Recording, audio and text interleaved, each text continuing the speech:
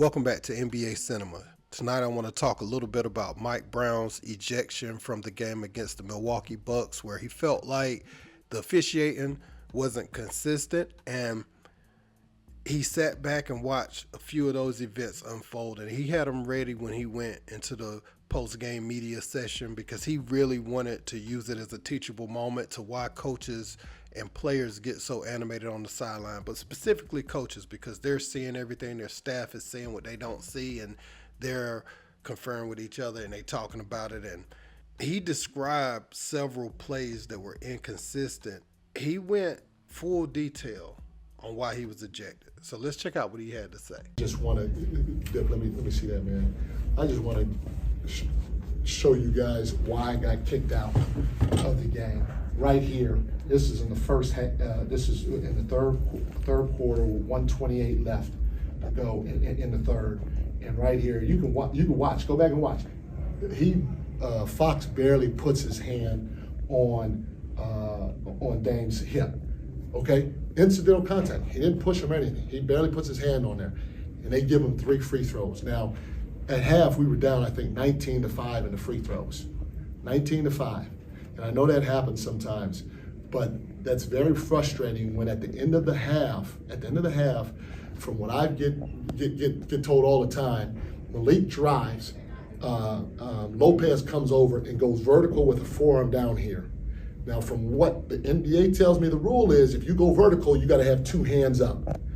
Because Domas has his hand down here a lot, and they call him for it every time, and they always tell us, well, you got a forearm here. And they said that tonight, they said the forearm could be here as long as it's not extended. So I don't know what the rules are in this situation. I need a clarification because, again, 2 hands up is what the rule is on verticality, but they were here and they said Lopez could do this. That's a 5-point swing. They take away the 2 free throws, and then Milwaukee goes down and hits a 3. And to end the half at 19-5, that's tough to deal with, especially when you're getting told different interpretations on a rule. Okay, so now I go back. They call this foul. They call this foul again on Fox. Now again, he didn't push him. They said it's supposed to be incidental contact. They give him 3 free throws. Now watch this right here. Fox comes off a pick and roll. The kid Campaign hooks him. Hooks his arm. Look at Fox's arm when he spins off of this. Hooks his arm. He almost falls. No incidental contact. He hooks his arm and almost falls, and there's no foul. And so to me, as a coach, I'm okay with, look again, boom, he almost falls, and that's at the fourth quarter at the 9:32 mark. I'm okay as a coach because the referees are human and they're going to make mistakes. But you just hope, A, there's some sort of consistency, B, there's some sort of communication between the refs. And the refs tonight, they were great. They communicated with me all night.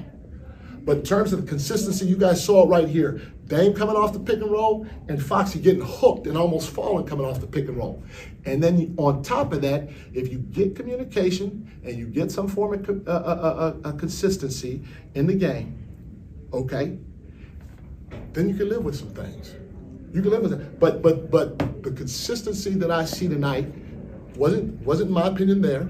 And then I don't understand the rule. If the rule is you got to go vertical, both hands up, how can you take away 2 free throws when the guy got his forearm down here? Now, if they're going to change the rule on me and say, okay, the forearm can be down here and the other one can be up there, all right, then now I know it going forward. But that's not what the rule is, because we get it called on Domas all the time, and they tell us he's got to have both hands up if you want to go vertical. That's why I got kicked out. I mean, you seem to think this has kind of been a theme. I mean, it was just the boiling point is basically what I'm it for sure was tonight, yeah. Slate. It was tonight. How can 19-5 from the free throw line? And like I said, hey, communicate. They did that. Have some sort of consistency. In my opinion, the consistency wasn't here tonight. Not only that, on top of that, I'm getting told, to me, a simple, basic rule of going vertical. I'm getting told 2 different things. And that is really inconsistent overall from the officials. And again, they're human. They're good people. They're gonna make mistakes. But we can't interpret a rule two different ways. We can't be told one thing and then we say, well, there wasn't a lot of contact. Because then you go back and you watch Dame come off that pick and roll. There wasn't a lot of contact. The hand was on his hip. Okay, he didn't push him. He didn't extend it. The hand was on his hip early. And then you see Foxy come off and Campaign hooks him and he almost falls down. I'm just, as you can tell, I'm beside myself. Now, again, we had a chance to win the game, and we didn't get it done. But I'm telling you, man, to go through that, it's tough, man. It's tough to go through that. And that's what most of these coaches want.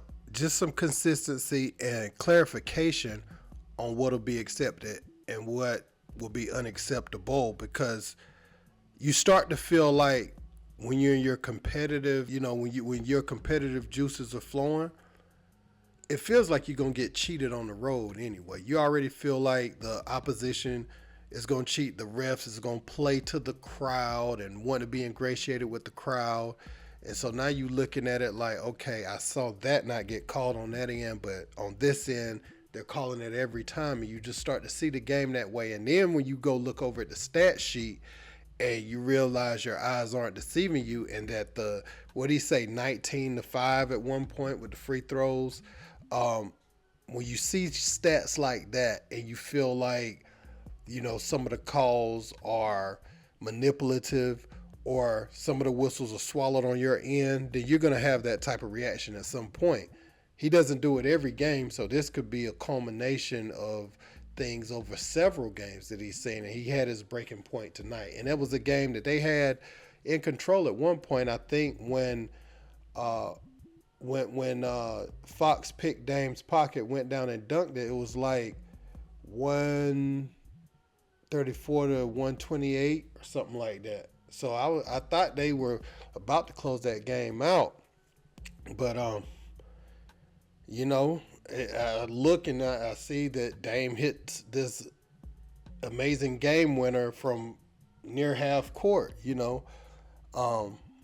So they did win the game, and like he said, they had an opportunity to close the game out and win it, but it's tough to see those type of calls that even keeps certain games within reach for teams that you feel like, you did enough to put them away, but you feel like no matter what would have happened, you feel like, okay, so you feel like if you did everything you would have or could have done to cement that game, you would have, but on the other side, you're like, the refs was going to do whatever it took to keep them close enough to have an opportunity as long as there was time on the clock.